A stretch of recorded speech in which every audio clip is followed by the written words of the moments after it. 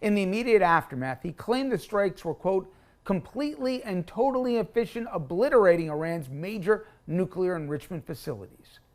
If that's true, that's great news. But the problem is, he and international nuclear observers cannot confirm that.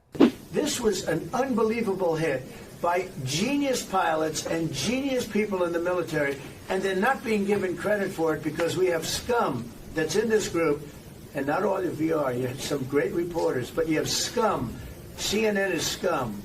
MSDNC is scum. The New York Times is scum. They're bad people. They're sick.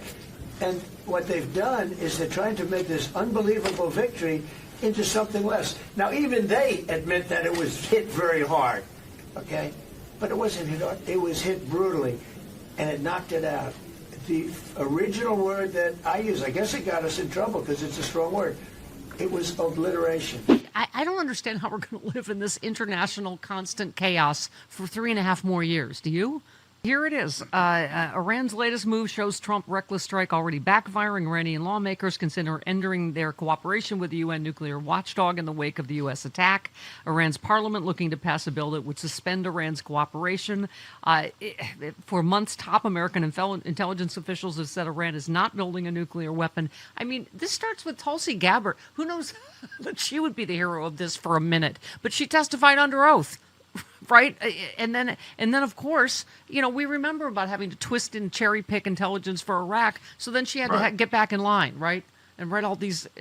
But here we are again with him, you know, and saying they didn't even listen to intelligence. They went on vibes.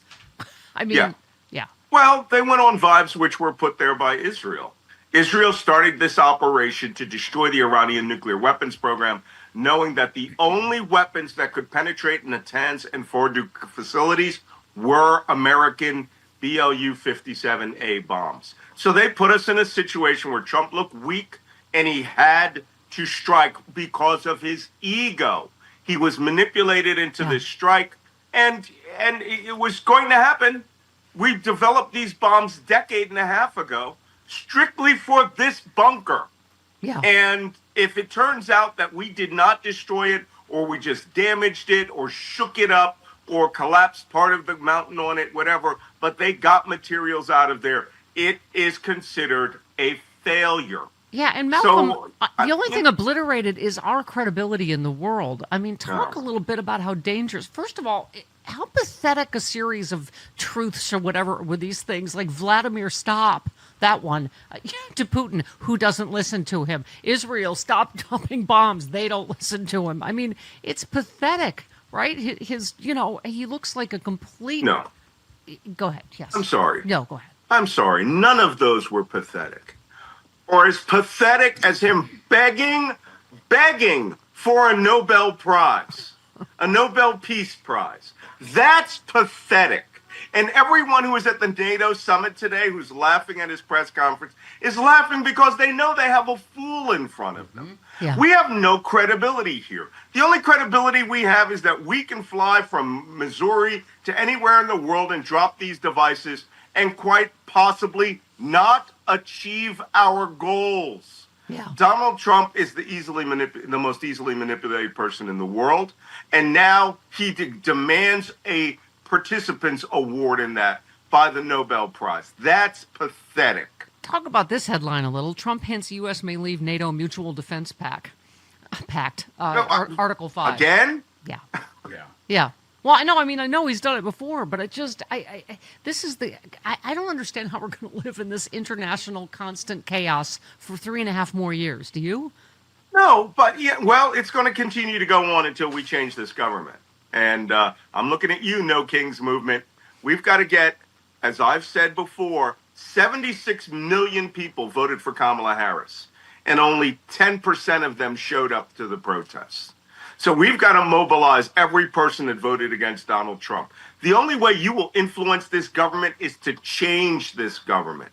And I mean the 2026 elections, putting enough pressure for 4 or 5 Republican independent congressmen to flip and give Hakeem Jeffries the House of Representatives, and even as my friend Eddie Glaude has said, shutting down the country in some respects. Yeah. You want change, but people want change in the traditional sense.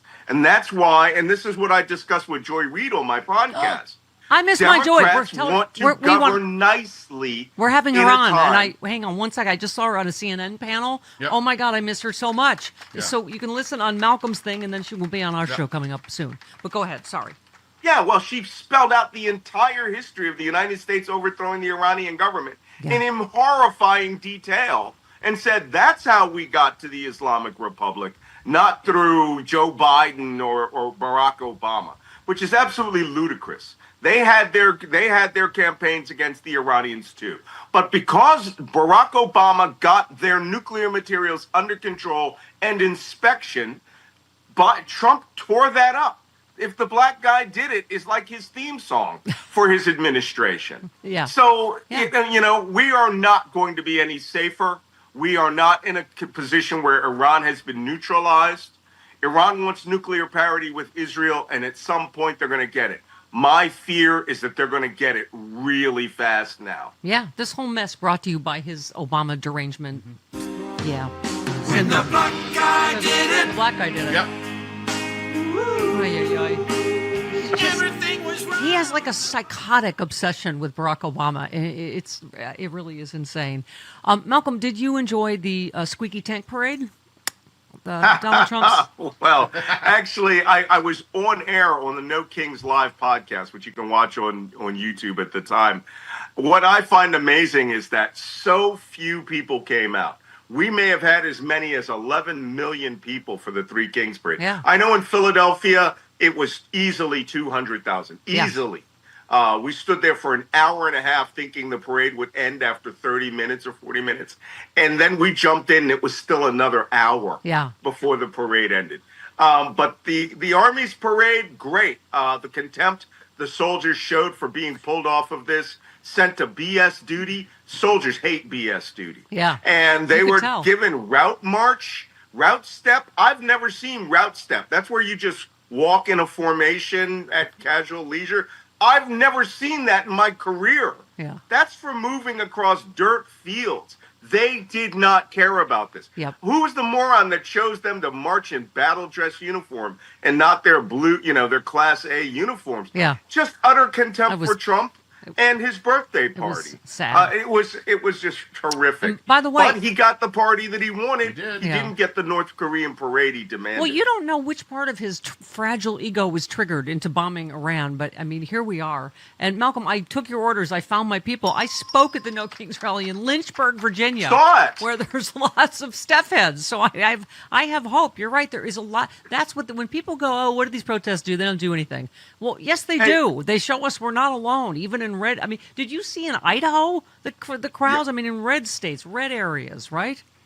Yeah, absolutely. And I got to tell you something. People listen to the Stephanie Miller show. Thank you. Because I recall here a few weeks ago, about a month or so ago, I made the recommendation that people absolutely do not glitter bomb ICE agents in Los Angeles or take a snowblower and glitterize everything, which I think it was Jody Hamilton who said, glitter is the herpes of arts and crafts. It is.